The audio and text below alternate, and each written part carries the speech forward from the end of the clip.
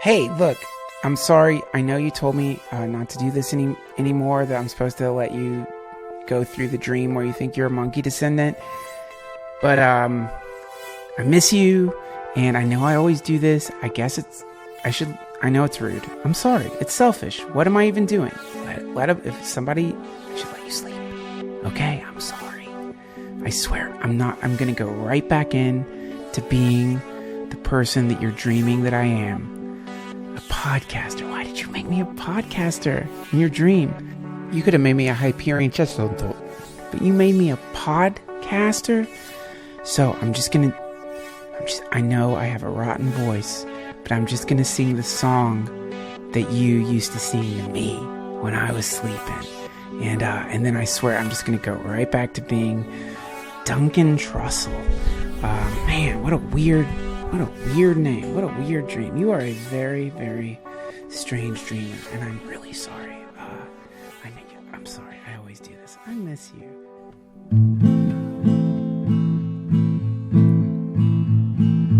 We're all just riverbeds for love older than time, and all of this love touches, it refines those dark clouds inside of you that you've been hiding from. They're the things that make this river run. You're a squid inside an orb suspended above a fountain. Hey, what's up, guys?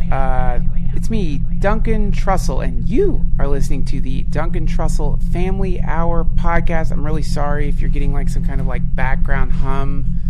I've got a UFO that has been hovering over my backyard for the last, 2 days, and it's beautiful. It looks exactly like UFOs look in pictures, silver disc. It's truly the most beautiful thing that I have ever seen in my life. And I can't believe that I've been given the great honor of witnessing it. I love the UFO, and I'm really excited that it's hovering around me, but it is a little frustrating because I would like to be able to talk about all the aspects of the UFO and some of the things that I've seen inside the UFO, and some of the things that the UFO is helping me construct, and some of the beings within the UFO. But I signed an NDA. Don't do that. The truth of the matter is that the UFO captains know what they're doing, and I trust them. I trust their strategies, and I know that they know the best way to colonize this planet, and I'm going to help them if I can. But until then, let's do a commercial. Sweet friends, if you've listened to this podcast for any amount of time, you know sometimes I try to do creative commercials, but I've run into a weird paradox, which is that one of my favorite companies, Charlotte's Web, sponsored the podcast, and I have to be very careful about how I talk about it. So I'm just going to read right off the sheet. But you know that I do not promote anything on this podcast that I haven't enjoyed before or used, and I'm a big fan of Charlotte's Web. So I'm just going to read this right off the copy. Have you heard about hemp for health? Cannabinoids are naturally occurring antioxidants and neuroprotectants found in hemp plants. These hemp plants and their products, by the way, are totally legal in all 50 states. So these cannabinoids from hemp, and CBD in particular, are pretty popular in health circles for their ability to help maintain wellness inside and out. And now, you can get the benefits of hemp wherever your body needs it. The makers of Charlotte's Web whole plant hemp extract oils and capsules now make topical creams and balms. This isn't just a little bit of their premium whole plant hemp extracts added to a soothing botanical blend. This is 300 milligrams of hemp extract per ounce. That's 3 times more than other topical brands. Charlotte's Web Topical Creams also features oleosome technology to increase absorption of hemp and key botanical ingredients. My darlings, if you are interested in hemp extracts and have heard something about it that maybe appeals to you, I highly recommend Charlotte's Web. Do I find it odd that I live in a dimension where I have to be careful when I talk about hemp extract oil? Yes.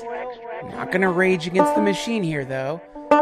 It would be very easy for me to point out the Kafka-level absurdity in the fact that I cannot talk about certain things related to hemp extract oil that I would like to talk about because of the time period they were in, but I'm honestly grateful that Charlotte's hemp extract oil is available these days. Because when I was growing up, it wasn't. Charlotte's Web is offering a unique offer to our listeners. Go to cwhemp.com and enter code Duncan at checkout to get 10% off your order. Don't forget to enter code Duncan at checkout to get 10% off. Some exclusions apply. See website for details. Research. These statements have not been evaluated by the Food and Drug Administration. This product is not intended to diagnose, treat, cure, or prevent any disease. A massive thank you to the Lord of Procrastination, Carlton Blanche, for sponsoring not only this podcast, but also everything that I've ever done. I really appreciate all of your help in keeping me from finishing things. Boy, does it feel good to procrastinate. Also, a big thank you to my sweet Patreon patrons. I worship you and I love you. And of course, I am your eternal servant. And I hope you continue to show me the right way to be. Your many spankings and wonderful corrections have taught me how to truly be an obedient servant to your iron will. If you like extra episodes of the DTFH, if you're interested in hearing me ramble for an hour or more in a disorganized way, or if you just feel like listening to half-baked songs that I'm excited about only because I just recently learned how to use Ableton, or if you just want to hang out on the Discord server, which is connected to the DTFH, why not head over to patreon.com/DTFH. Also, we have got a whole bunch of new stuff in the shop. In fact, all new stuff. Check it out by going to DuncanTrussell.com. And we've got some new stuff coming, including, I'm pretty sure, ghost cubes, which will allow you to haunt your house. This is one of the main complaints these days because of the problem of new construction and the extension of the human lifespan, as well as what appears to be a general diminishment in the violent crimes that created so many wonderful ghosts that so many families are enjoying in their very haunted homes. A lot of us don't get to have a poltergeist, wraith, or any kind of specter in our house. You got an unhaunted house. It's very similar to having an unheated hot tub. It's like, really? Nothing there. It just feels good and cheery and warm and light and bright. There's not a heavy, resounding sense of something horrific. There's no smells of boiling blood and no sounds in the middle of the night, no footsteps walking across your floor, no sleep paralysis, and of course, you never get that wonderful sound of a laughing child when you get up at night to stand in front of the mirror and moan. Go over to DuncanTrussell.com and just click on the store link and you'll see a lot of stuff. We don't have the cubes in there yet. Also, I'm not positive they're going to be cubes. They could be tetrahedrons, dodecahedrons, quadrahedrons, or any of the various wonderful and amazing hedrons that are showing up these days. They could also be triangles or pretty much any shape, including ambiguous shapes or shape-shifting things such as balloons filled with mayonnaise. We'll find out. I don't know. I'm still waiting for the shipment to come in. It's not quite as easy as you might expect to harvest ghosts, especially in countries where the regulations are a little different. You end up, trying to get a batch of poltergeists, and you end up with demons or banshees, which, of course, we're not allowed to sell in America yet.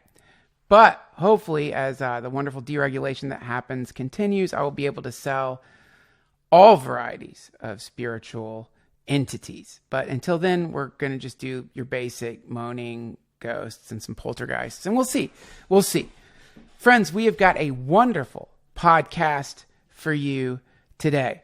These days, one form of art that I really appreciate is the kind that simultaneously transmits deep, inspirational, dharmic ideas without seeming sanctimonious, naive, idealistic, or just generally sappy.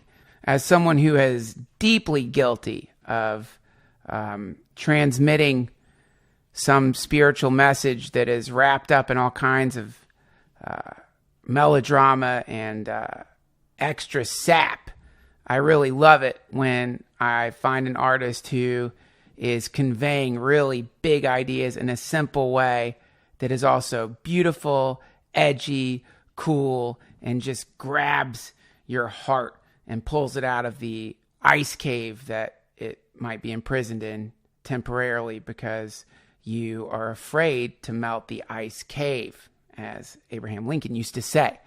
Today's guest is one of those kinds of artists.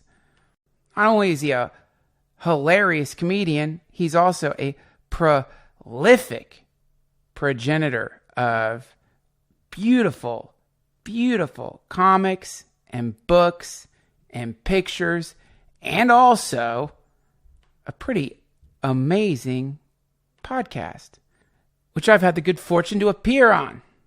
It's called the Rainbow Brainskull Hour, and it is at his website, which is located at RaminNazer.com. That's RaminNazer.com.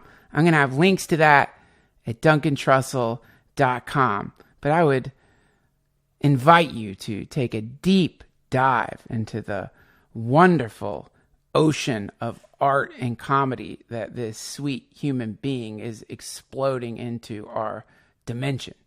Now, without further ado, please stretch your wings out, jump off of that rugged cliff face that you've been clinging to, and fly straight into the glowing, beautiful, hyper-colored, undulating, hypnotic spiral of sweet, compassionate, glorious love that makes up every single atom in today's guest's body. A massive welcome to Ramin Nazer.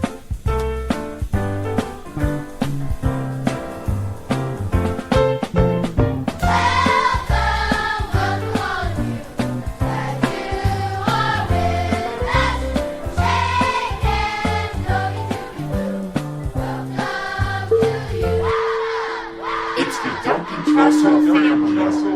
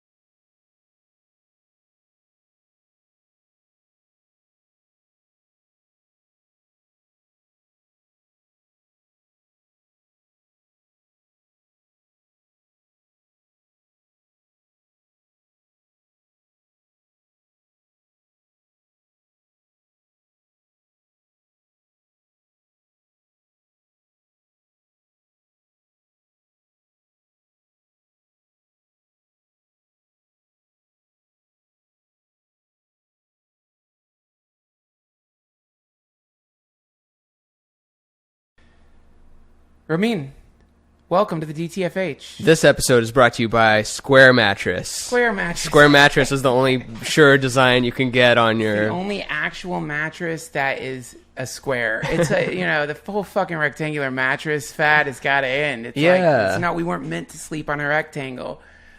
We're meant to sleep on a fucking square. Do you fucking hear me? Yeah, and don't get a mattress designer that's going to take all your money. You want a square mattress, just regular. Do you fucking hear me? Like an angry mattress sales piece.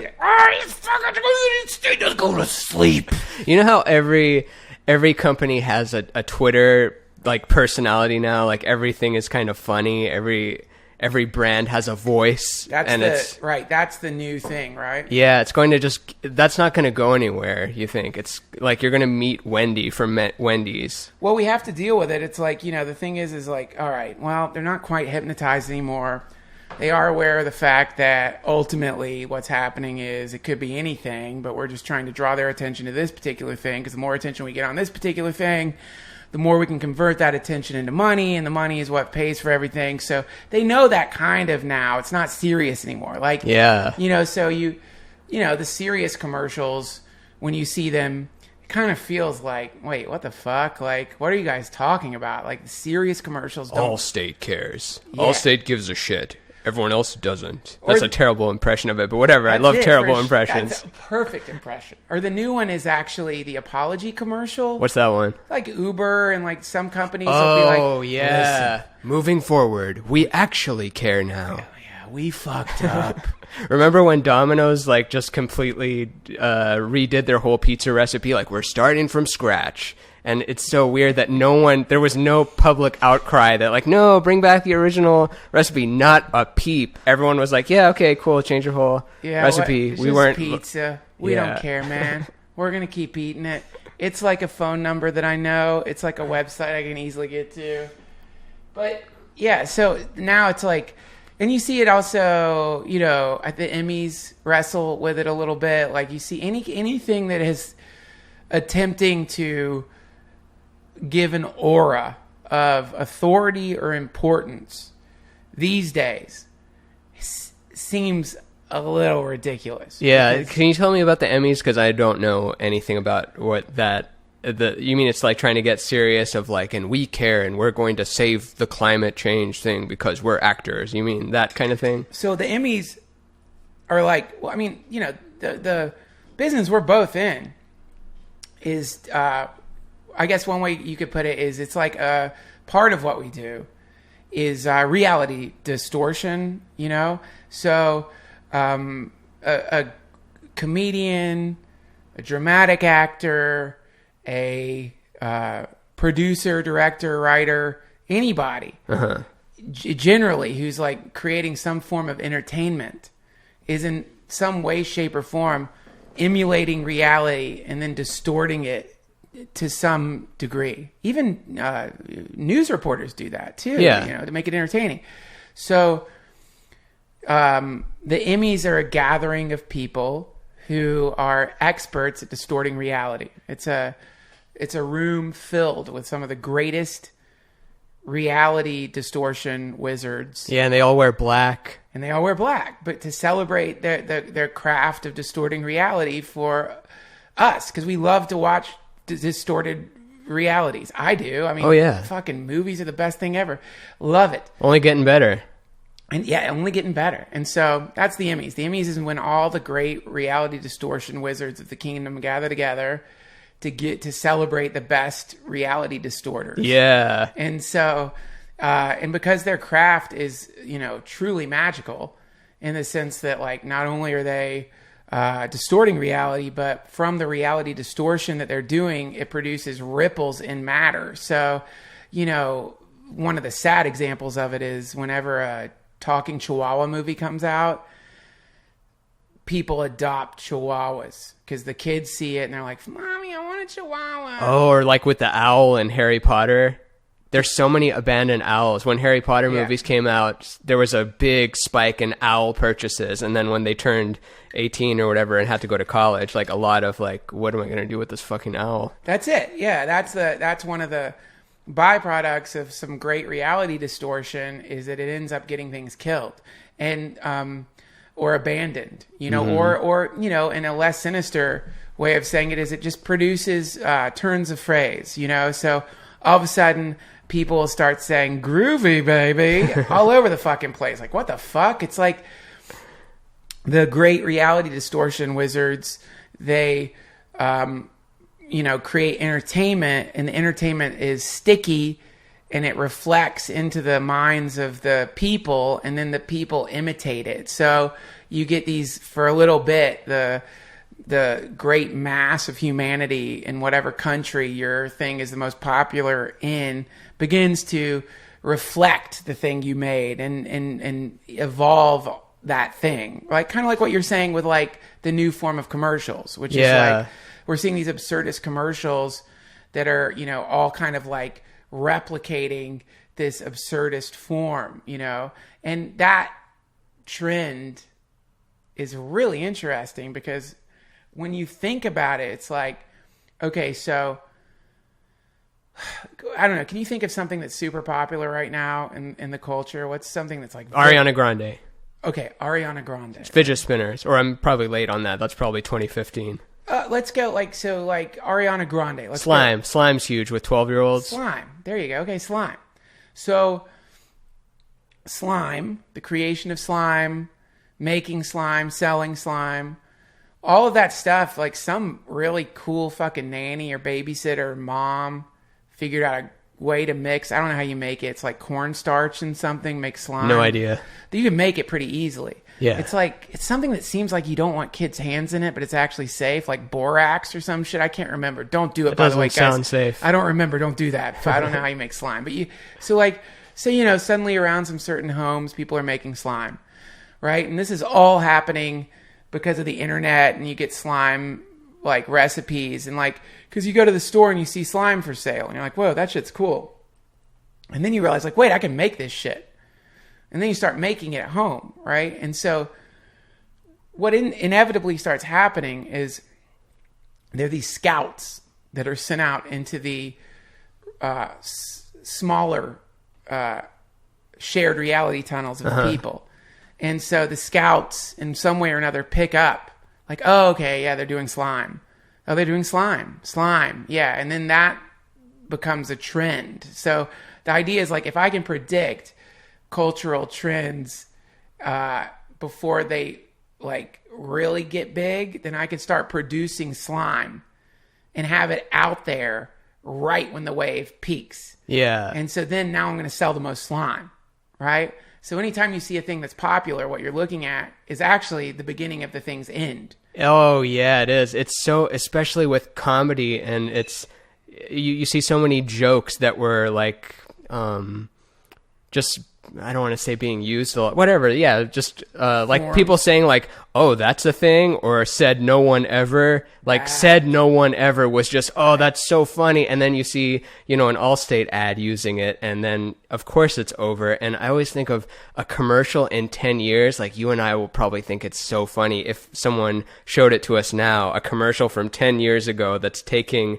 comedy from 5 years from now. Did I say that right? Yeah, a commercial that's, or it'll probably be accelerating even more by then. It'll probably just, do you get that feeling of, especially in recent times, of like, oh man, I learned more in the last year than I did in the last 10 years. And then, oh man, I learned more in the last month than I learned in the last year.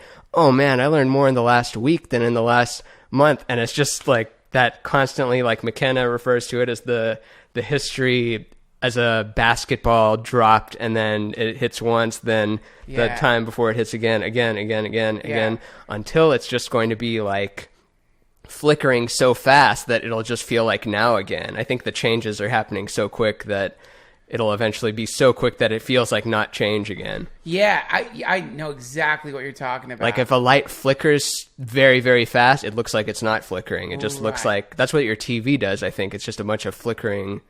At least the old school TV, the cathode ray type TV. It's like such a cool thing that you're talking about, and the way to like really, and there needs to be a word for the strange woozy feeling that comes from observing a thing from like 10 or 15 years ago, and looking at it and realizing like this is fucking weird. Oh, like, man. Have you been to my80stv.com? No. Or my70stv.com? No. Or my90stv? So it's just a TV on your browser, and you have a channel flipper that you can go through, like, you know, the music station, the comedy station, the game show station, commercials. You can filter it out. But what you get to do is you get to see a whole decade in its entirety. And if someone stood out as like the best artist of that decade during that time, they still just sound like a 90s performer, or they just sound like an 80s performer. Yeah. It's got its own flavor. And the 2000s it hasn't settled yet. It's like wine or something. It's got to sit for a little bit before we look back and be like, oh yeah, the early 2000s did have a flavor, didn't it? And I'm sure this one does too. And it's really fun to look at, especially commercials. Like in the 70s, there's a commercial for just Dove soap, like a bar of soap. And that's like the beginning of now there's a billion women's like soap products. You need this specific type of thing. Like there's never an ad for just buy this bar of soap and rub it on your body. That seems just so pedestrian. Yeah. Now it's, you need like 18 of them. But back then it was like, do you want to be beautiful? Then own soap. Use soap on your body. Yeah, this is cool because you know we do this thing with like what are they, ice cores? You know, you can like, or I actually just read this awesome. What's ice cores? Ice cores, when you pull up ice from the like ancient ice, you can look at the different layers of the ice and tell what the world was like, what things were happening. Or another way to put it is sedimentary layers. Or I just read this awesome article about the magnetic shift that happens on the planet and how they figured this out by finding a stalactite. I always get them confused. I don't remember which is which. The stalagmite stalactite problem. One comes from the ground, one comes from the roof of a cave. But Tight and Might. Okay. But also a wonderful comedy duo. They're fucking hilarious. But the iron filaments in these stalagmites or tights at some point change direction. That you can actually see the iron filaments changing direction based on the shift of the poles. Do you know how often it shifts? Well, that's one of the scary ideas. I think this one happened 150,000 years ago, 90,000 years ago. But I think one of the arguments is the shifting is slow. In the sense, because in geologic time, over 150 years is not a long time. Yeah. So to see it shift that quickly is really like fucking weird, because all of our technology is based on the poles being a certain way. And if the shit shifted all of a sudden, then we would like a lot of what we use to run society would no longer function in the way we need it to function. So anyway, the point is these cultural stalactites, which are the digitized records of things that are on the internet now, actually show us the sort of cultural north and south. Cool. You know, and we could see where the filaments were being drawn to this thing or that thing, you know. And at that time, the influencers were people who had access to the technology, right? So NBC, ABC, CBS, Paramount, Warner Brothers, the studios as they're called. These things, they had access to the tech, and the tech is what creates the magnetism which draws the culture, you know? So, Right. And now we all have access to the tech. So we're dealing with all these fucking magnets that are all over the fucking place. So everybody's compass is going spinning around. Yeah, there is no central thing anymore, and it's good. It's good, but it's a little fucking confusing if you're somebody whose entire existence or modalities was, you know, being taught to you by the studios, by the state. That was another compass, you know, the school systems. You know, you go into school, it's a compass. It's like it's a magnet. It's like, here's what's law, here's what's good, here's what's bad. Yeah, this and but that. for the space cadets like you and I and listeners of this podcast, like, because I imagine at least 98% of listeners of this podcast are space cadets. I don't know. They've got to be. I think they're gonna be fine in the upcoming changes because we're already spaced out anyway and thinking about this stuff. But the people in like the very rigid state are having the most trouble with it. Well, this is a problem because So I was just having this great conversation with a friend of mine Jason Louv. He's really cool. Oh yeah, ultraculture.org. Yeah. Yeah, I gotta talk to him. We were chatting. You should have him on your show. He's wonderful. But we were talking about, a thing that happens to people like us as space cadets, as you call them, when you're young.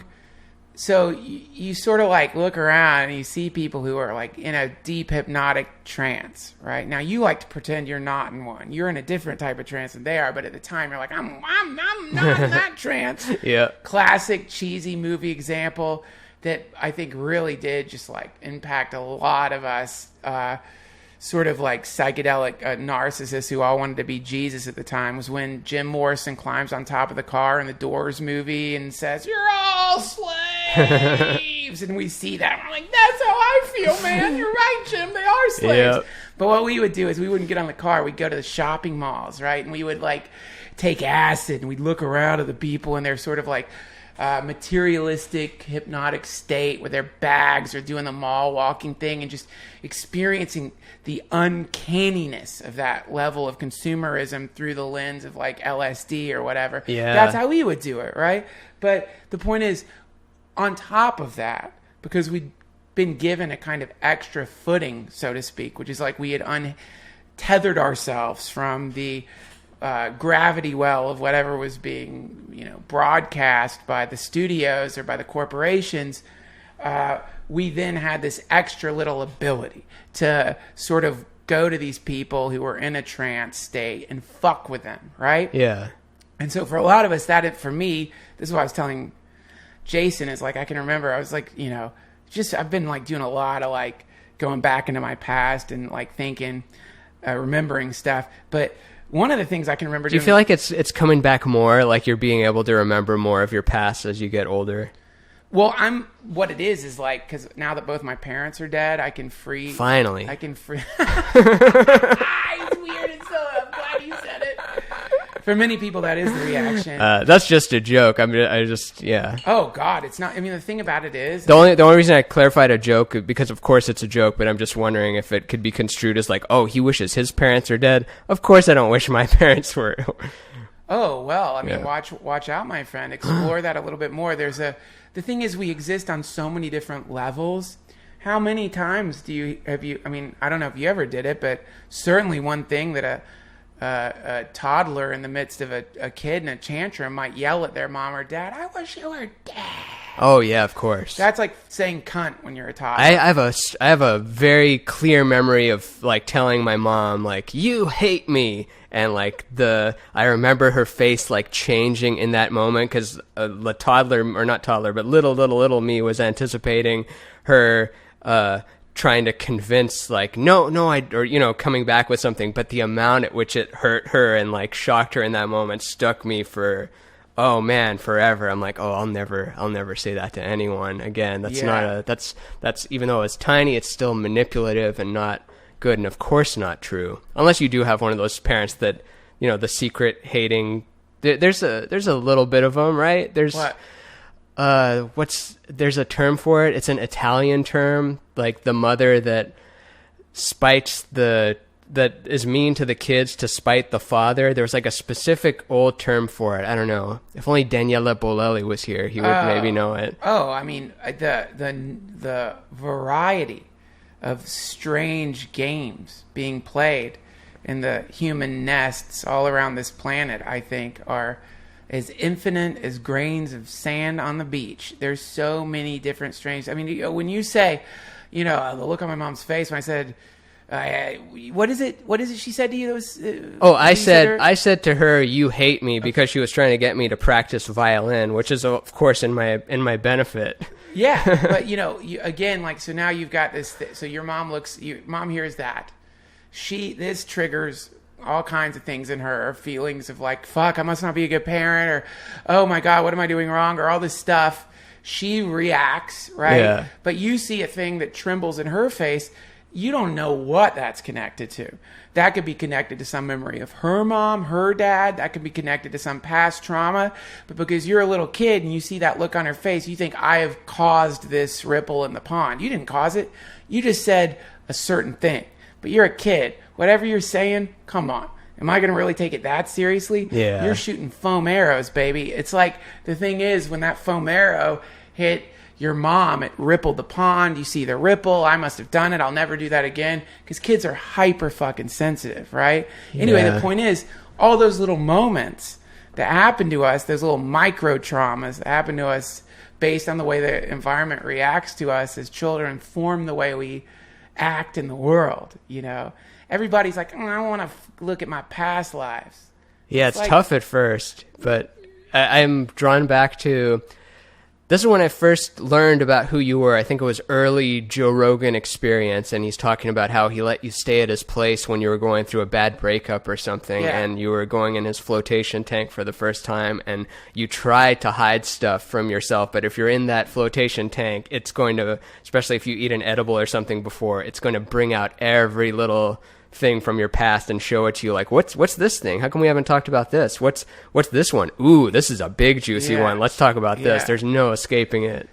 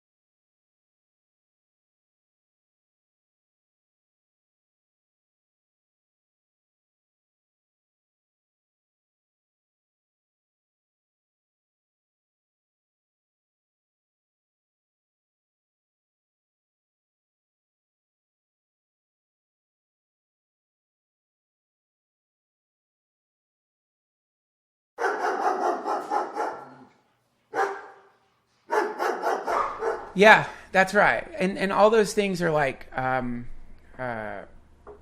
many people see these things as something to be avoided for their entire lives.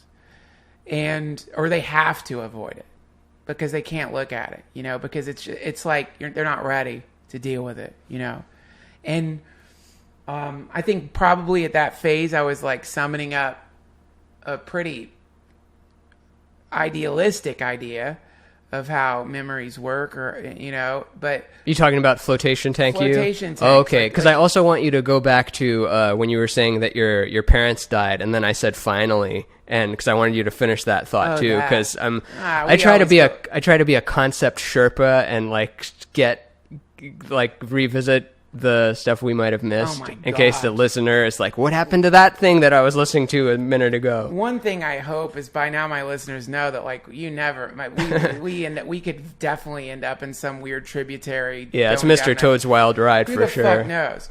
But the essence of the thing is, and this is a concept I'm working with right now, and it does connect to your parents have died, which, by the way, you said it as a joke, but there are countless people on this very day whose mother or father has passed away after a long battle with this thing or that thing. And one piece of them is going, finally, for sure. And then that piece chirps up, and they think that's all of them. And so they're like, my God, I must be a monster. It's like, no, that's just a piece of you. That's okay to think that. It's okay to think that, because that is a part of it. We do celebrate sometimes when our parents pass away, because the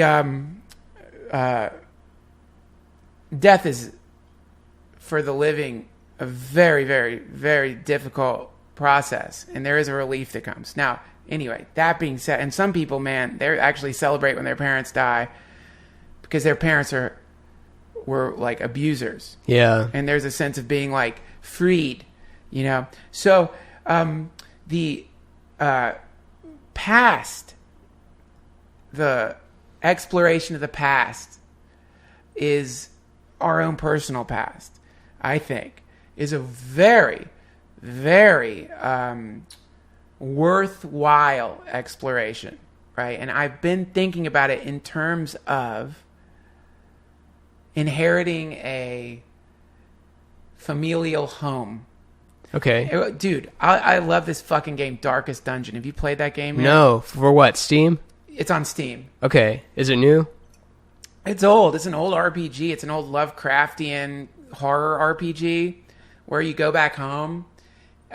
You've been summoned back to your familial home, this old decrepit fucking like manor house, and you have to go into the dungeons and the attics and the forests and gather up relics and heirlooms that have somehow become scattered all about after. And you don't know what's going on. You don't really know what you figure it out as it happens, but it's a classic H.P. Lovecraft shit. It's like, it's really what I love so much about the game is it's incredibly difficult, and you get one life. So you have all these various characters. When they die, they're dead. You don't get them back. It saves on the cloud. The fucking guys are dead. So, but then also what I like about it is the encounters that happen. Can you say that again? They go in the cloud after you die. You get a random. Steam saves it. You don't. Like, in other words, like, you're not auto saving. But which guy dies? Your player? Well, you assemble parties. So you have this never-ending roster of people who keep coming into the town in a caravan to try to make money helping you do this work of essentially... Oh, so it's trying to set it up that if a person dies, it's like that actual randomly generated person is gone. Okay, well, yeah, I like that. You just one life. You have one life. It's a game where you have one life. You don't get to go back. So any fucking decision you make is permanent. But then also the characters, they go insane. Right? So because there's stress of seeing these horrific beings in the shadows there, they actually start losing their fucking minds. And you have to put them in like mental asylums, and you have to they get diseased. It's just a fun game, right? But I love that game. Not just because it's fun, but because it's like when you begin to go down into your past, it's very similar. You're going back. There's all these relics scattered in your past. right? Yeah. And a lot of those relics are buried underneath layers of amnesia, layers of shit that intentional distraction from people in your life who didn't want you to remember that or see it because it's so bad. Yeah. Or just, protective membranes constructed by your psyche because you can't deal with it. And so this is the thing, man. So many people are going to hypnotists or doing their own meditative practices to try to remember their past lives while not going into their own fucking lives past. It's like, dude, who gives a fuck if you were Napoleon? How about the fucking fact that, when you were 11 years old, you were exposed to hardcore pornography? How about that? How did that Yeah, as opposed to 7, which is when you're supposed to get it nowadays. You were late. But no, you know what I mean? So, like, that's a personal anecdote. Like, so the exploration of the past is a very scary for some people. It is like taking a lantern and going down. How far back have you gone personally? Do you ever end up uncovering stuff that like, wow, I thought the earliest I could remember was 3, but it turns out I have a little bit of a memory when I'm 2. Now that my parents have passed, I'm like able to like open this vault up and really go deep down in there. So it's like so far I can like tell you the exact. You mean just mentally or going through objects? So like I can like I've actually been sort of charting it out. I think I have it here somewhere. I've like gotten back to. I was born in 1974, so I can get back to right around. With scattered memories here or there, 1982. Okay. And then I can sort of like... Wait, 6 is your earliest memory?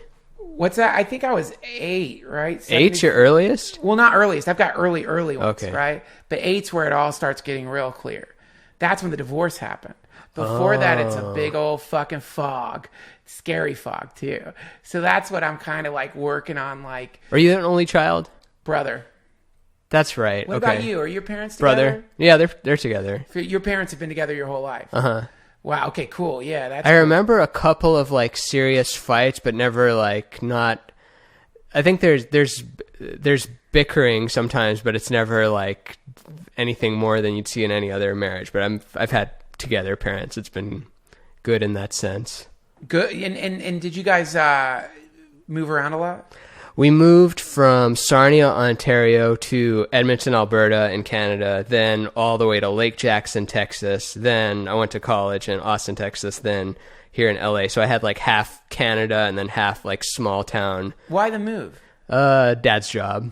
What was the job? Chemical engineer for Dow Chemical. Wow, cool. Your dad's smart. Your parents are smart. Is your mom a scientist? Yeah, my mom's got a PhD in physics, actually, but she ended up not doing that, which is funny because I always try to talk to her about quantum physics stuff because I'm, like I said, space cadet, and I'll watch like a Nassim Haramein holofractal like 2-hour lecture about why, the proton is the jewel of Indra's net and like why all the information in the proton is the same as the whole thing. And I like try to show her this thing. It's like, have you seen this? Have you seen that we're all? But she's just much more into Newtonian, like material science, like cares more about that, and I'm just so much more woo-woo, so it's always this interesting dynamic. It tests my knowledge of that woo-woo, because it's easy to watch something, whether it's pyramid stuff or holofractal or simulation theory, and then be inspired by it and have it light you up, and then to go talk to someone who hasn't seen that video, try to relay what you just saw to them.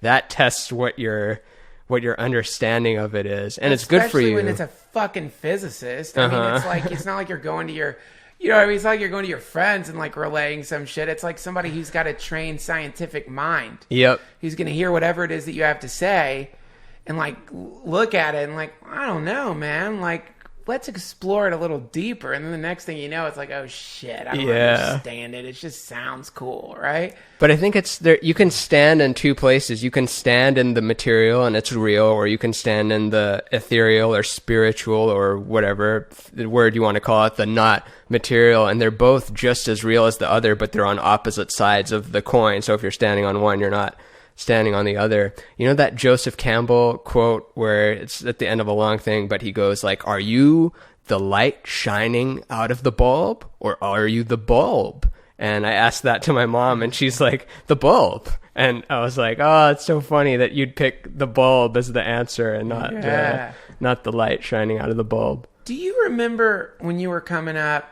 your parents explaining to you the scientific method, or did you, when they were teaching you as a child, did they like try to impart a kind of rationalistic approach to interpreting reality? Not overly. Like, I guess we would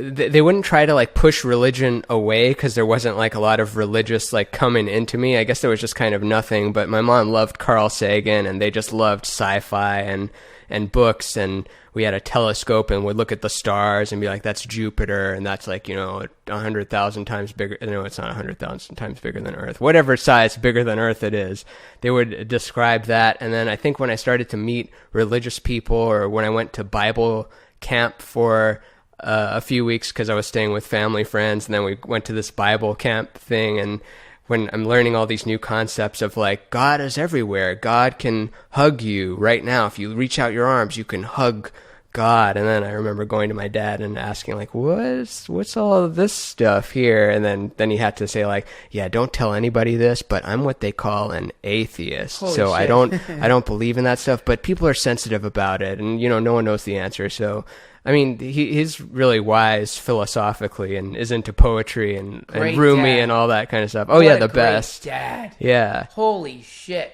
What a perfect response. I'm putting that in the fucking soon to be a dad bank. Oh yeah. Do you think about like, I mean, really there's not much you can do, but there's so many parents thinking about like, how am I going to stop my kids from seeing, adult things? How am I going to stop them from seeing porn or violence? Like, I don't know, man. Do that. How? So their eyes shut. I'm going to cover my child's head with a sackcloth. What about in 2032 when they can transmit images directly into the brain, not through the retinal cavity? 2032? Yeah.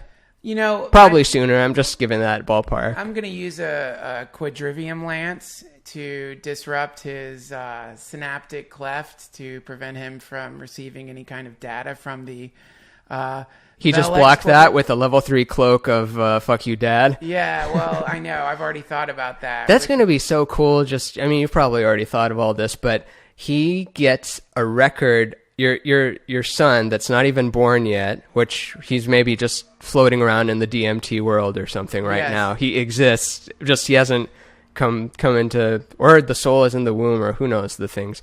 But he has so much record of his father speaking. Like, there's you on record saying, yeah, we're trying to have a kid right now. And then there's you on record on a podcast going like, yeah, and we're going to have a kid now. And he's got a record of him talking to his grandma that he never got to meet with his dad. That's super cool. He's got all this. He probably won't care when he's 7 or 9 or something. But oh man, like when he's a little bit older, that's a big like treasure trove of like, look at all these conversations of like, we don't have that. You and I don't have that. No, we don't. I mean, we do have it. It's just the way we have it is in a different form. But it's like 7 black and white photos or something. Well, I think it's like epigenetics, and like there's a way to like commune with them probably. But it's the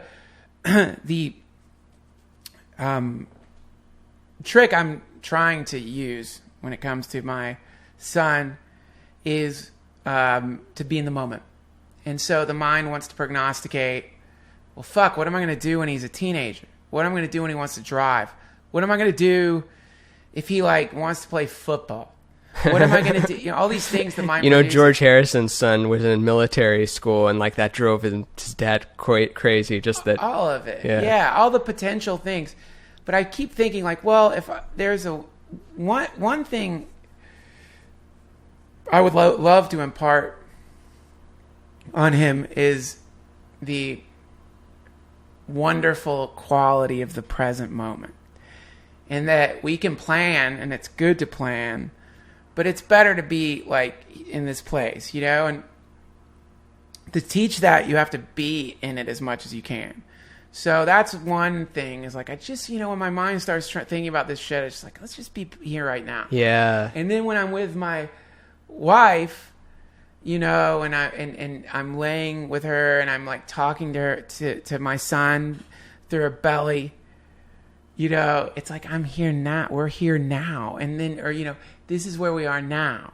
Yeah. And then that's what it is. And otherwise, man, I'm going to freak the fuck out. The idea of some goddamn teen standing. Yeah, you can't operate in that way. And we all know, not all of us, but I guess you and I know that we have to be here now and it's all about the present moment. But like, I'm sure you experienced the fading of that stuff, right? Like the first time you read Be Here Now and you read about Bhagwan Das telling him, like, don't worry about the future, be here now.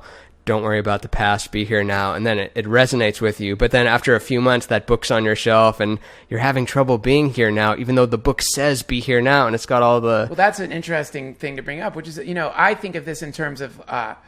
this is when the gravy is congealed, right? So, like, we've got this wonderful... it's kind of a gross example. Let's go, do it. You Talking slime. Gravy congeals. Like, you get a gravy... If, like, you're at somebody's Thanksgiving dinner and they got gravy and it's been sitting there too long, it gets this gross film on the top, right? And so, when it comes to ideas of the present moment or be here now or any of that shit, the shit congeals in your mind. So it's like you're like, I don't even know what that even, you don't even know what it means anymore. Yeah. Because the present moment is now. It's not the present moment that you experienced 2 years ago. Like that present moment, this is now. This one rules. Yeah, this is I'm on the DTFH. Yeah. I'm literally on the DTFH right now. Yeah. And listener, you're listening to the DTFH. That's a good moment right there. You found an episode. We're here. Yeah, exactly.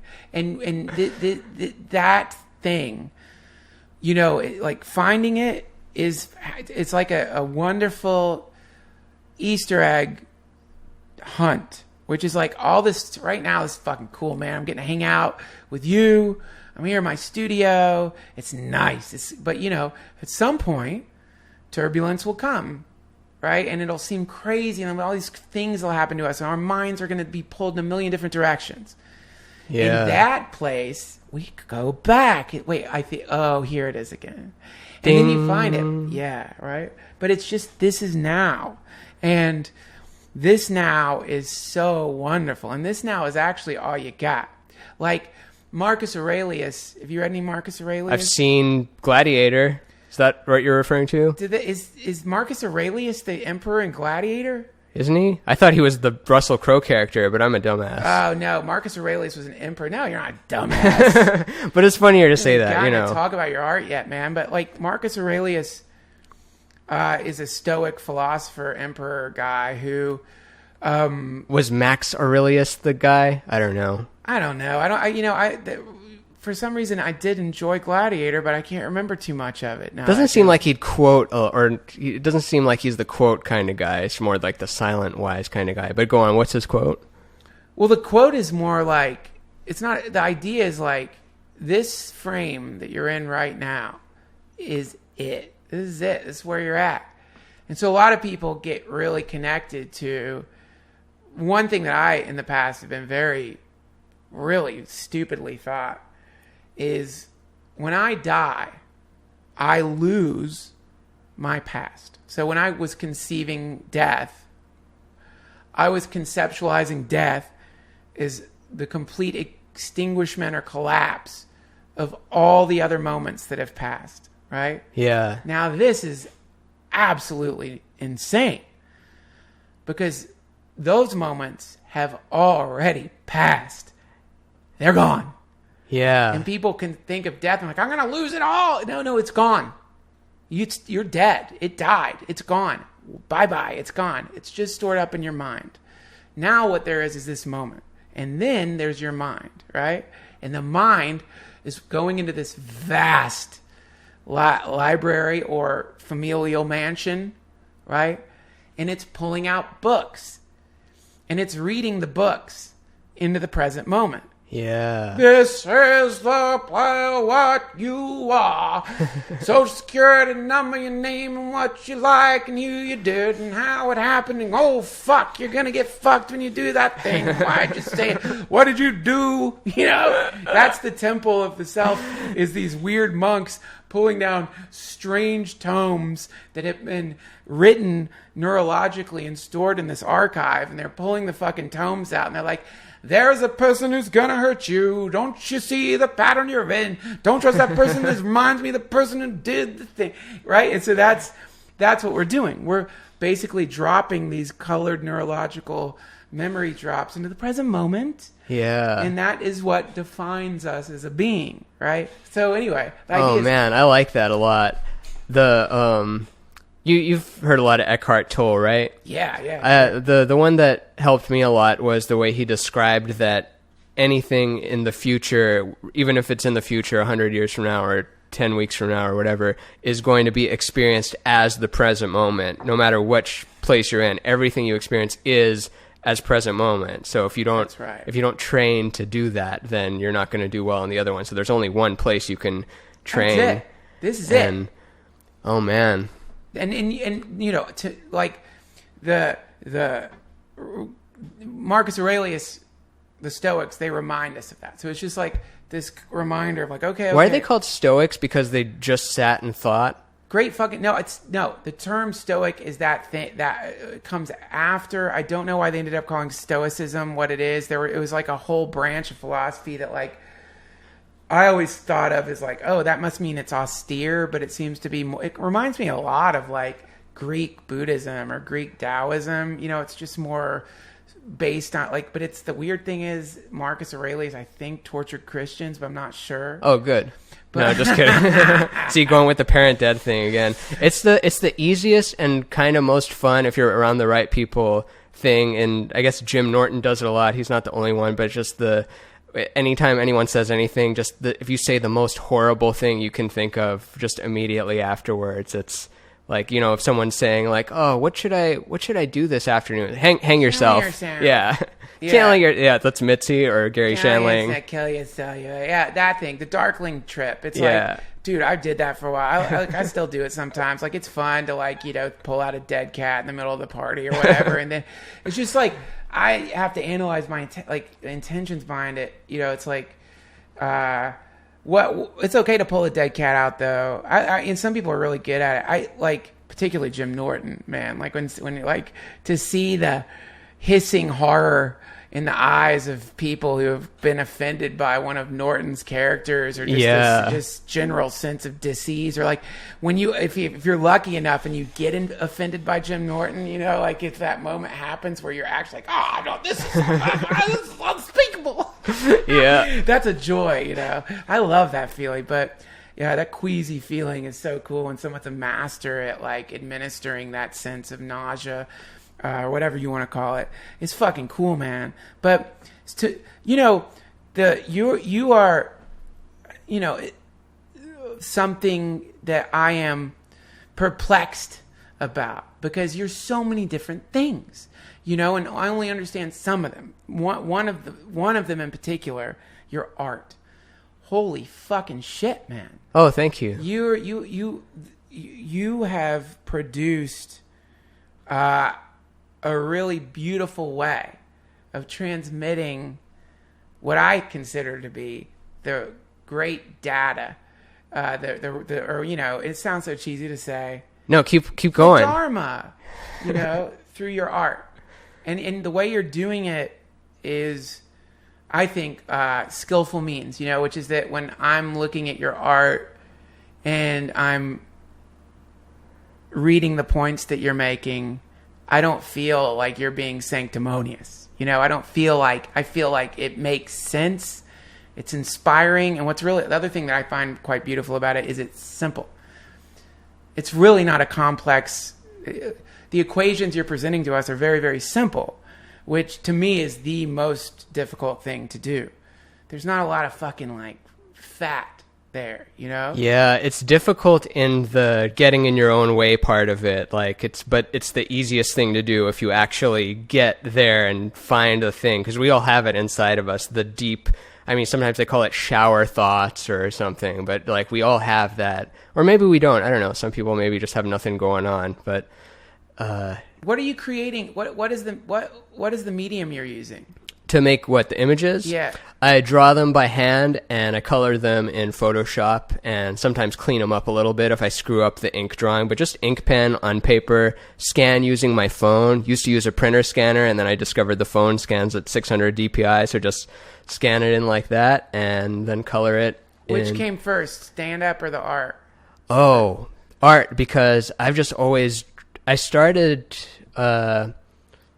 So I've played violin since I was 5, and I've drawn cartoons since, I guess, also that age. So I used to just be all about music, and then was just doodling a lot in classes. And I didn't start doing, like, comic books till college, and I started drawing a strip called Strippy for my university newspaper, and they used to pay me, I think, like $10 a strip. And I remember thinking, like, oh man, it's easier for me to draw one of these than it would be to draw a $10 bill. That'd be like really hard to draw a $10 bill. So I can draw my own type of $10 bills. And it wasn't just for money, but I liked that I did that, and I had an audience. This was pre like social media, so I would put it out, people would read that newspaper. I'd have my email there, so if people really liked it, sometimes they'd reach out through email or something. So I got that going, and stand up happened after I got a DWI. I didn't get an actual one, but I got pulled over for drunk driving, and I had to go to the jail for 24 hours. Wasn't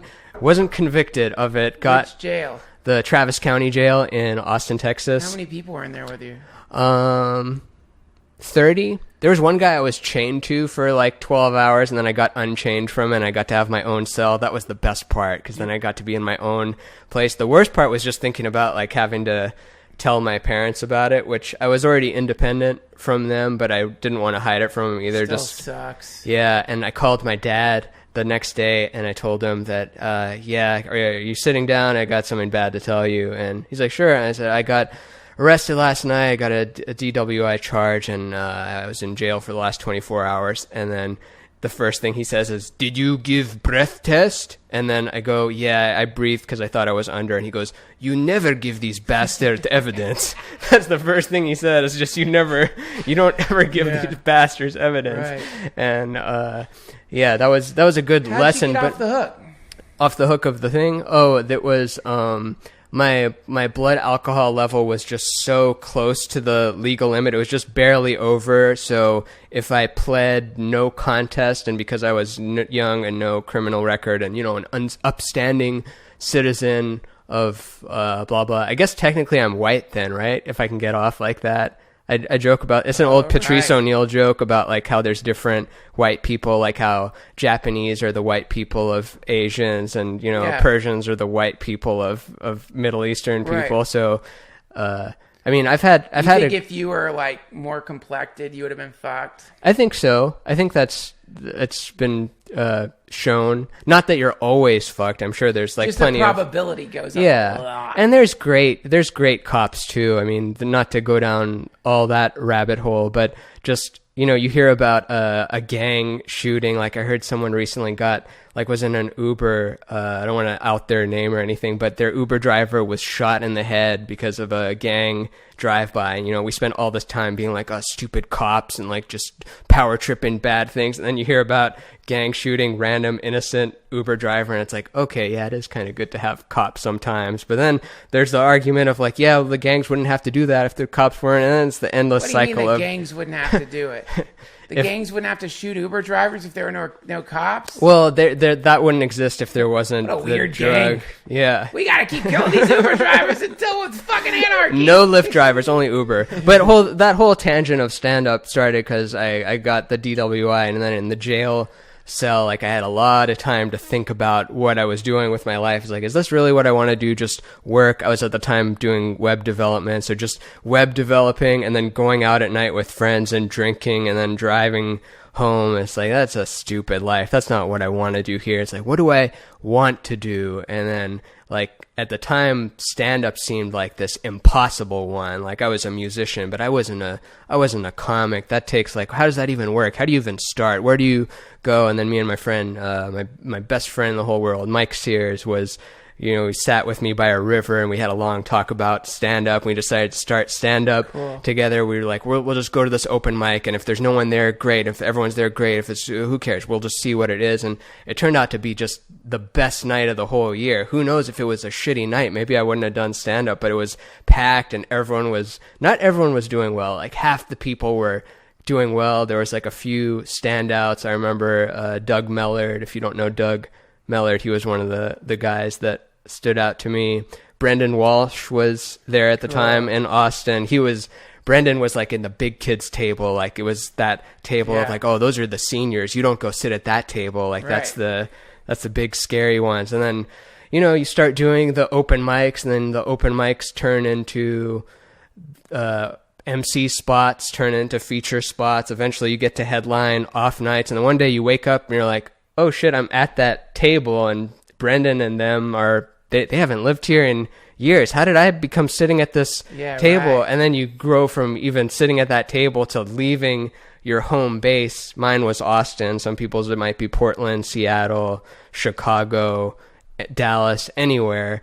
And then you move out and start over pretty much. If you move to New York or LA, you kind of have to start over because there's just too much good talent, and there's not enough spots. No one's going to call you up like, hey, we need someone to fill this spot. No, that's filled. You gotta reach out to people about it. I'm fascinated by that. You know, when I was really getting into VR, that was the thing I kept thinking is like, whoa, man, this is going to redefine so many artistic industries. And you know, we're not there yet. In 10 years, it'll hit scale. That's what Gary Vee says and some other people. 10 years? Yeah, like a lot of people are jumping on it now the same way that, you know, the phone took a little while to become mainstream. Now you have to really, it's weird if you don't have a smartphone. Someone's a kook if they're like, well, I've got a phone, but it's not a smartphone. I have a, well, the problem though with stand-up in particular is sound. It's like, it's not so much, it's a lot of things, but there, you know, clearly the problem is like getting across like. Yeah, Todd Glass could do a whole number on the, you know, how specific he is about the mic setup, the audience setup, the ceiling's got to be low. He gets it all tuned. The lighting. He's like a stage tuner. He doesn't just play the piano, he fucking tunes it, and he tunes it in this great way. I love that. He's right too.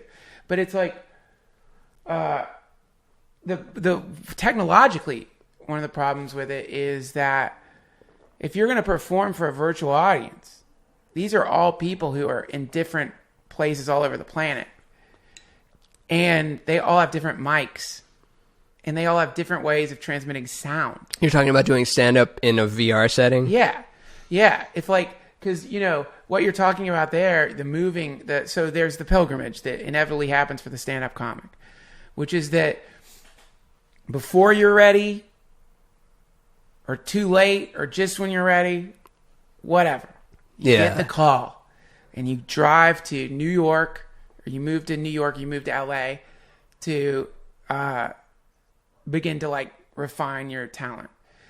And so that's a mystical journey. That pilgrimage is a mystical pilgrimage for so many comics. I mean, it really is truly a like fucking holy goddamn drive. Yeah, I remember the plane flight over here, just seeing that grid of lights. Like now I'm used to it, but the grid of LA lights stretches as far as the eye can see, and just everywhere else, it's like, oh, there's the city. But here, it's like, where is the city? It's this whole span of everything. Yeah, and those beginning months or years, and the feeling of like, whoa, what the fuck am I doing? The first year is worthless, and the first 3 are kind of worthless. I feel like I've just kind of found my stride here, and it's a beautiful path, and it's a scary path for a lot of people. But like, when, you know, I love thinking about technological disruption. Yeah. And particularly, you know, like the place I live at, we just gotta, one of the problems is that Waze has determined that this is like a throughway. So suddenly a street that maybe at one point didn't have a lot of people, now it's got a river of cars going up it. That's weird because it's such a hilly area. Yeah, and you wouldn't think it is, but I guess Waze doesn't factor that in. It happened, right? And then on top of that, so we see that's a technological disruption. And so many, to get back to the idea of like history being a fucking basketball on the bouncing on the fucking floor of time, the gymnasium of time or whatever. The gymnasium of time. Now we're seeing all these like other forms of technology, like almost any crazy problem that's happening in the world right now is in some way, shape, or form related to disruptions being caused by interconnectivity. And so when it comes to comedy, stand-up comedy in particular, it is only a matter of time before the technology emerges where you could put on a show in VR space that is indistinguishable from a show in actual space. We can't do it right now. Yeah. Because you can't, there's no fucking way to create some unified microphone field for the audience. So if you want to know what, like, next time you go on stage, apply some mindfulness to how important, not just how you sound is, but your ability to hear the audience. And you realize, like, you're doing some very deep listening. You're listening to shuffles and rustles, and you're listening to something very deep, which is the sound of a unified crowd. Yeah, right? And especially like the different scales of it. You understand this better than I do probably because you've gone on the road with Rogan and stuff, like seeing those like thousands of people audiences and the way you have to change yourself and your timing to fit within those waves of laugh as opposed to like a room with 300. Did you find yourself having to really like recalibrate, like, oh, I wasn't expecting that big amount of love, energy? Not just fucking giant rooms, little rooms, all rooms. There's always a kind of like it's like it's surfing or it's a wave, and it's a temporal wave made up of a gestalt, so to speak. And so you've got to sort of like, you're always going to be within that wave and attuned to it in some way, but you don't want to attune too much to it because now you're like, that's when you fall into like the realm of saying what you think they want to hear. And it's like, don't fucking do that, but then don't fall too outside of it. I'm not going to say what they want to hear and like do like sort of like unskillful Jim Norton style things, which is like, no, I'm just going to fucking just say whatever I want. By the way, that's not a Jim Norton job. He's good at it. When people aren't good at that, Jesselneck good at it. Yeah. When people aren't good at it, and it's like, wait, you're just doing the opposite of saying what it's they a want to tightrope, man. If you miss it a little bit, you suck. But if you nail it, like, Jesselneck nails it. There's nothing more. Well, there's so many annoying things, but it's very annoying. And I think any of these things I'm allowed to say because I've been it at some point. But there's nothing more annoying than seeing a fucking unfunny edgelord on stage who's like burping out some bullshit, offensive shit. And people aren't laughing. And then they say, I know why you're not laughing. It's because you're afraid to laugh. I've seen it so many times. Yeah. You're just afraid to... No, they're not afraid to laugh. It's not funny. I never did that on stage, but I was guilty of it internally where like a booker or something would be,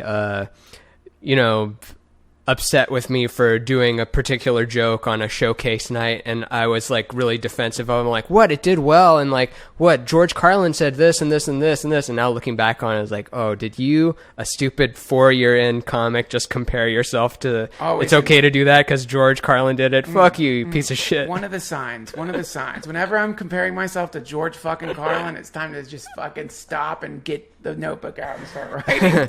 Fuck you, eat your own ass. It just is like, that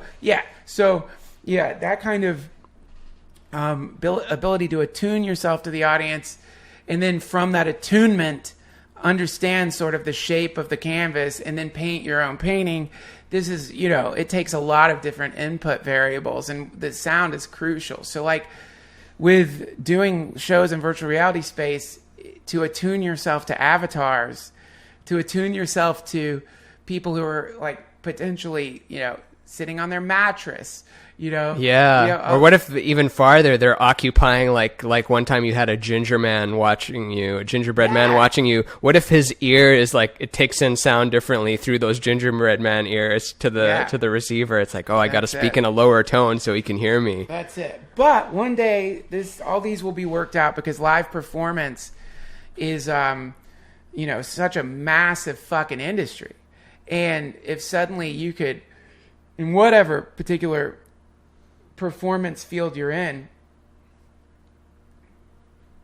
create a infinitely large venue to perform within and charge tickets for it and not leave your house. Infinitely large venue. Yeah, dear Christ. Did you see Maria Bamford's special, Old Baby? I haven't seen it She yet. starts performing in front of a mirror, so it's just her. Then it's her in front of her parents in their living room. Then it's her in front of a park bench with like 4 friends.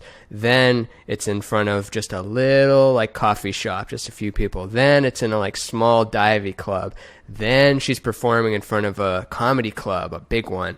Then she's performing in a theater. Genius. Then she's performing in an arena. And then finally she's like out in the galaxies, like just performing in front of it all. Fucking and genius. She's so smart. Yeah, she's one of the greatest. And her reasoning for that was that she said a friend saw her do the exact same set with the same, kind of response. But when she saw her during the coffee shop, she was like, and then when she saw her in the theater, it's like, whoa, that was something else. That was really good, when it was in fact the same thing, but she was influenced by the amount of people laughing at it. That's what made it feel like it was that better phenomena.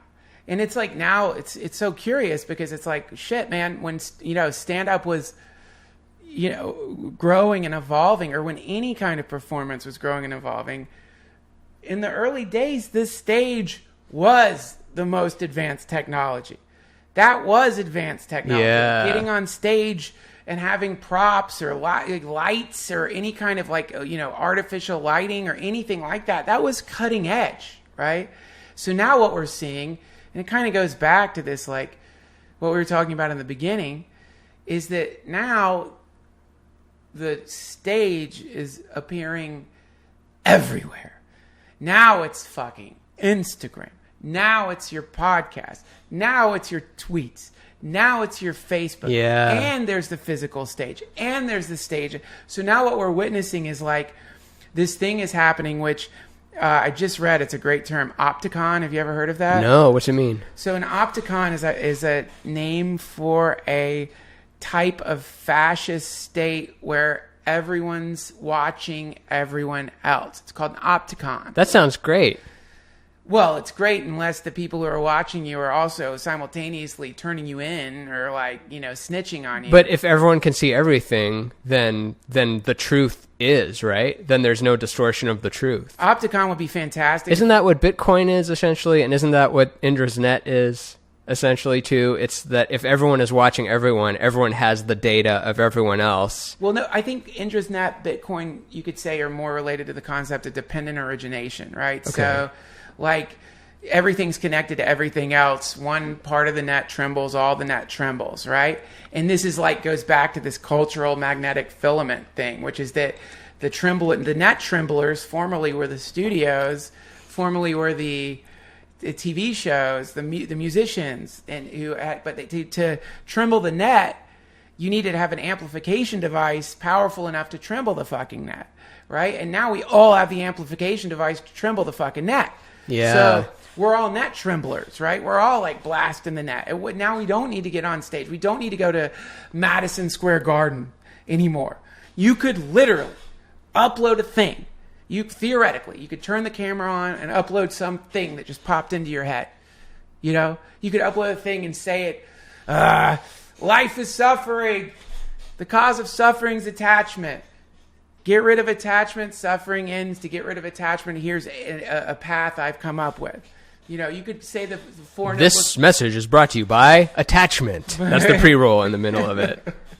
I'm saying when the Buddha, gains realization under the Bodhi tree and spreads the Four Noble Truths of Buddhism, it took a long time for that data field to sort of get around the planet. It's just now getting around the planet. You Yeah, know? the popcorn has started to actually, like, there's less space in between each kernel popping off. A more negative way to put it is when fucking Mel Gibson, you know, like gets drunk and we realize he's like in some way, shape, or form apparently completely anti-Semitic, right? Is that recent or from 10 years ago? It happened a while ago. Oh, really? You know, he's like bitching about the Jews or whatever. He's all hammered, and it's like the amount of time it took for Mel Gibson's like anti-Semitism to echo around the planet was approximately 24 hours. Where if Mel Gibson's carriage had crashed and he'd started screaming about the Jews in the 1600s, there isn't a single soul in England that's going to know about that until a fucking ship makes the voyage and someone gets off the ship and is like, have you heard? Yeah. Actor Mel Gibson hates the Jews. And that's a good thing back then, too, right? Yeah. Just Those being things are anti... like, yeah, that's right.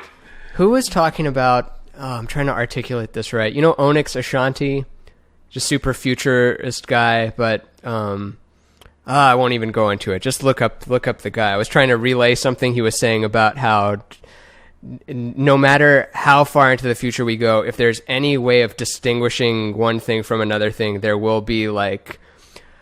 Basically, there's no end to racism, but you can help it, but there's always going to be that sense of racism or tribalism or something. You can't completely extinguish it because that's just what... Interesting. Yeah. That's a pretty big prediction. It's like any kind... That's the other thing. It's like any of these future predictions, it's like, who the fuck knows? And that's why I love this Stoic concept or Ram Dass's teachings, which is like, all right, okay, so like let's just get back here again, right?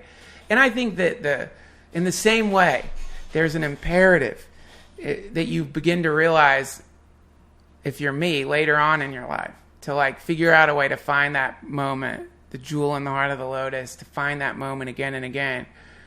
Not because it's like cool or it makes you feel better because it's going to like, you know, make you like a better person or make you sexier or whatever. But the reason it's like good to do that is because every time you land in that spot, you're going to be far more adept at reducing suffering than you are if you're not in that spot, right? Yeah, you can just get a little better. Yeah. Something else about that, when you were talking about Madison Square Garden, you can just make it happen now.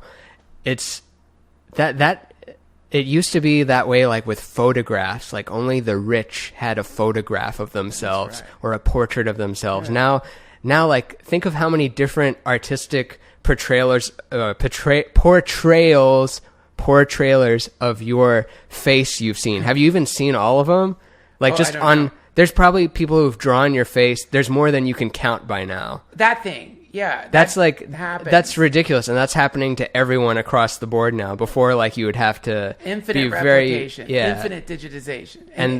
And now, like, you need to be Amy Schumer or Kevin Hart or something to perform at Madison Square Garden, and that's going to be just... Well, anyone can perform it in front of 1 million people if you wanted to. That's going to be an equalizer. The potential is always there for you to get sucked into an updraft where suddenly the thing you're doing is being broadcast to the entire planet. And this is the opticon, as they say, which is that, and this happens, you see some, you know, fucking pilled up, hopped up, hyper racist at a gas station in fucking Alabama yelling at some complected person to get the fuck out of the country. And that comes on, that gets filmed. And now that person that person is forever radiating out as an example of true racism. And we see it and we're like, what the fuck? It's horrifying. Yeah. Right? So I guess my point is, this present moment idea, it's wonderful. Not just because it makes us relaxed, but because at some point, someone is going to have like an epiphanous moment derived from the present moment, right? Yeah. And the difference between that person and the Buddha is that person is going to make the announcement on Instagram.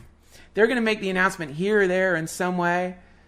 And in the same way the the magnetic field of the Earth shifts over 150 years and not thousands of millions of years, it's going to shift the cultural landscape instantaneously.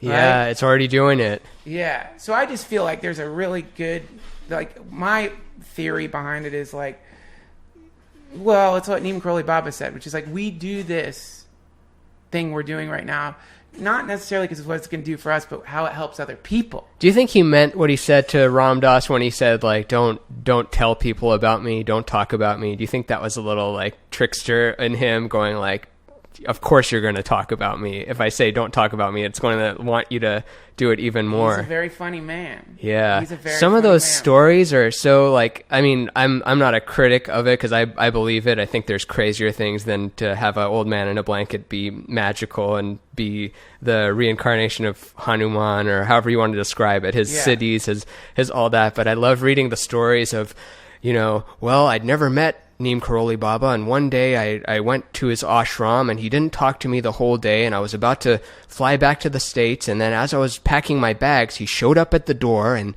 there was an aura around him. He was just kind of lit up. He was glowing, and then the next thing I knew, he was in front of me and he just slapped the top of my head and just started beating the shit out of me, and you're just like, oh my God, who is this awful man? And I just started tearing up. I just started crying more than I've ever cried in my whole life. And then I just wanted to touch his feet. And it's just such strange accounts like that if you told someone that didn't already know about, Ram Dass and the mix of it, if you told just that story in isolation, it's like, who the fuck is this guy? I think that's Bhagwan Dass's story of Neem Karoli. I think. I might be misplacing it, but Bhagwan Das is the big, beard guy with who's the guy who said "Be Here Now"? Actually, he's the guy telling Ram Dass "Be Here Now." And have you had him on before? Not yet. Oh, you got to have him. He's a great, fascinating being. And but to get back to the question of the miracles, the cities, the demonstrations, and I can't remember who said it. It's called miracle stories. Very similar to ayahuasca stories. It's like you get around somebody and they're going to tell you about how they went into the pyramid and they saw the thing where they opened their chest up and redid their metaphysical DNA and replaced their darkness with light and on and on. You're like, all right, whatever. I don't give a fuck. It's like you're having a dream. Like I don't want ayahuasca stories. It's like anytime I'm conveying some story of some great vision I had and underneath like some strong tea that I was drinking, and I see the person's like eyes glazing over, I totally understand it. It's like, why not just pull out some soap and blow bubbles in front of them? It's like non-different to me, right? But, one thing that I noticed is that like when my dad was dying and I was applying some of the tools that came from Neem Karoli Baba, from his teachings to comfort my father, is I didn't really talk to my dad at all about Neem Karoli Baba. But what I did do is I was with him in the moment, and I was giving him as much as I could what he needed in that moment to gracefully transition. Yeah. And my father in that moment met Neem Karoli Baba without me mentioning it at all.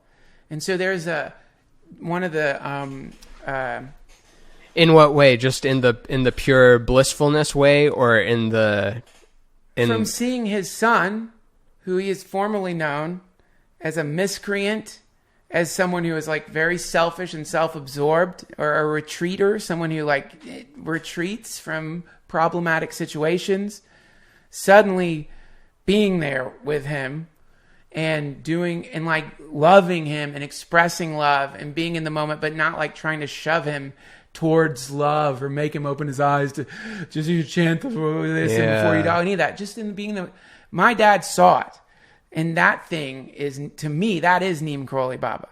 It's like the visions are beautiful, and the stories I've heard about him, I do believe them, and I think they're real, and I don't understand how that works, but it's real.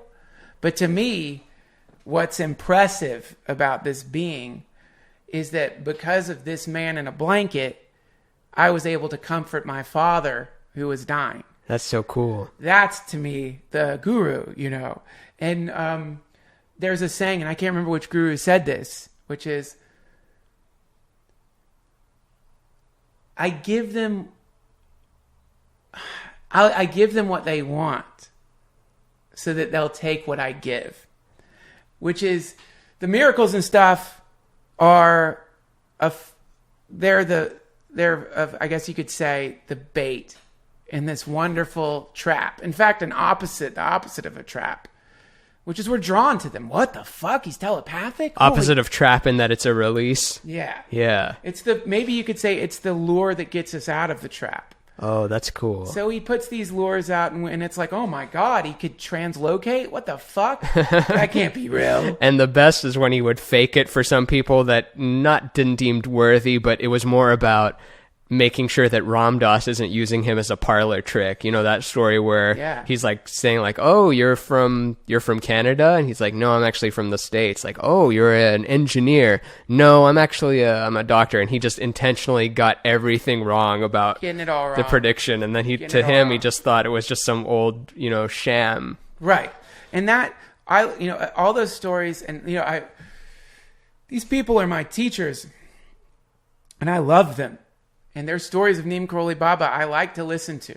But to me, what I love more than that is that when I'm in their presence, there is just this sense of compassion that is so healing.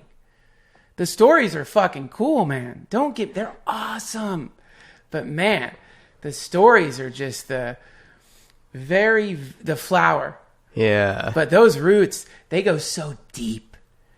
And I like it all. I like the whole tree of the thing, I guess you could say. It's just like the fireworks. Fireworks are fireworks. You watch them, they're awesome. They're cool, they're beautiful, but you still got to go home. Yeah, the real thing is not the firework machine. It's the guy at the machine. That guy. Nah, it's my attempt at that. No. Or is it the bulb? We'll never know the answer. But was it on here where you had not Jason Louv, I think Jason Silva, and it surprised me that he was going down the very materialist route where he very much thinks that it's all a trick of the brain and we need to do what we can to keep the brain going. Like he's which there's truth to that, but it surprised me how bought into it he was. Well, that's his, from his reality tunnel, and I don't know where he's at now, but his reality tunnel is based on, the concept. Isn't that weird that I do that, where I'm referencing something that someone in the past said, and I'm trying to make sure that guy in the past isn't materialist, because then that conflicts with my wanting it to be not material. We don't want to get our heads chopped off. I mean, this is a transhumanist concept of eternalizing the physical body, because there's no guarantee that after we die there's anything after that, and they want to be embodied in the material universe eternally as that form, and because that's all they based on the way that they're categorizing the universe is based on data from the material universe and physics, and they're the woo-woo stuff for them. It's just they're pretty skeptical of that. They're like, okay, sure, you take that bet, but if I can, I want to keep my body going. I'm going to keep it going. It reminds me a little bit of people who figured out ways using MAO inhibitors to make smoking DMT last longer. Oh, I think Shane might have done that. He did, with Syrian Rue. And that's the antidepressant, right? Syrian Rue is an MAO inhibitor. Okay. I don't think it's an antidepressant, but it definitely helps the dimethyltryptamine stay in your body longer. This is the same thing with ayahuasca. It's I feel like 5 minutes is enough. Right. 5 minutes is a lifetime. Right. And some people think that a lifetime's enough here in this particular wonderful hallucinatory experience we call human incarnation. But some people are like, I want to stay high forever. Yeah. These are the transhumanists. They want to stay here forever. They want their physical form to maintain. They want their consciousness to maintain forever. And I think that's a testament to their love of life. I don't agree with it. As far as one of my favorite things about LSD is coming down. It's like, holy God, that was fucking intense. But Jesus, the next day when everything's colorful and bright. Oh, yeah. You've done the work and you're like, wow, this is amazing. That was incredible. I like that. But yeah, I'm definitely one of the people that looks forward to coming back, in the middle of the trip. Yeah. And I think that because there's so much to work with afterwards. And I think maybe, you and I both were workers. We like to do and also not do, but it would be, you don't do this for money. You do this because you love it. and for money probably, but you would probably still do this if there was no money anymore. Oh yeah, no question If about you didn't it. need it, if it was just Star Trek land, they figured out money, there's a matter synthesis machine, a holodeck. How depressing would that be if one day I just like do a very short podcast opening where I'm like, hey guys, not making money on this anymore. This is the last episode. And you'd probably never end this, right? Because this isn't a show like Seinfeld where, oh, we did it. Now it's at the top. We got to leave. It's like you're probably going to always be doing this because this is just you communicating with the world and you having I do conversations. Conversation. Yeah. I love the conversation. I grow from it. And Me too. It's the you're and I'm you at what are you 24 eps into your podcast now? Yeah. So like you're experiencing, I'm sure, the reality of podcasting, which is that there is potential for making money and there's potential for material success and there's potential for a lot of those things, but really what is happening is it's a transformative medium. So you're sort of like every single conversation, it's helping you become a better person. Yeah, hopefully. People are drugs, like, and not even in a like, neurochemistry sort of way, that way too, but also in a way that they change you. Just when you came on my show, there's a couple of things you said that just stuck with me from that day, like burned into my brain that really helped, which you don't even probably remember having saying them. Just something like, oh yeah, you're trying to squeeze out little love turds, like, and just get as many out as you can. And it made me like, just compare it to like, oh yeah, this like obsession, this fetishization of releasing whatever books or albums or things as being the most important thing when really it's the being it. Not that releasing stuff is bad either, but just the getting caught up in it. It's a process. Yeah. And it's like there's moments in the process that grab our minds. There's either the moment of success, the moment of failure, and worst, the in between is the worst. The nothing. Yeah, all these things grab our attention. And so all of a sudden it's like now we're doing it for this reason or that reason. And it's again, it just infinitely goes back to like, okay, well now I got lost pretty good in that pursuit of that thing or that worry over that. But it all just keeps coming back to, okay, but now I'm here. Yeah. Here we are. Oh, there it is. Did we talk about, this might be a repetition of it. We either talked about it in real life or on a podcast or something, but how, the earth never revisits its spot. Oh, yeah. Yeah. So infinite movement. Yeah, infinite movement. So if something takes place, it literally takes that spot. That now has that, like, if it's writing onto a disc, it's never got that spot. Never twice, brother. Yeah. That's it. And it's like, and that's a very liberating thing. It's a liberating thing. It's just, the idea is back to the moment. It's like, here we are. We're fucking dropping weird dyes, neurological dyes into the clear water of self. And that's an interesting thing to look at. It's like, whoa, what fucking colors am I dropping in my water? Why am I always nervous? Why am I always angry? Why am I always remembering these things? But then more importantly, who is remembering? Who is dying in the water? Who is the one experiencing this? And these, questions, I think, are tricks, mnemonic devices, just various ways to get our fingers a little more pried off of the electrical fence of the various things that we get attached to. And, hold on tightly, let go lightly. Yeah. What a beautiful way to end the show. How can people find you? You can go to RaminNazer.com or RainbowBrainskull.com. Instagram is the most active one, just Ramin Nazer on Instagram. And where do you go up these days? Comedy-wise, I do a show at Alternate Universe in Echo Park. This is in Los Angeles. And I do a 15-minute animated intro. I'd love to have you on sometime. Not to put you on the spot. I'd on love the to Ask do on it. the I've Spot. taken Yeah. a grief hiatus from stand-up. I'd love to make that my How first long have you entry taken? point. Because I've been doing that too, like taking, and it's good hearing other people talk about being, taking a break. Don't use from me it. as a reference. I'm a lazy comic. Man. No. It's Okay, like Gerard Carmichael.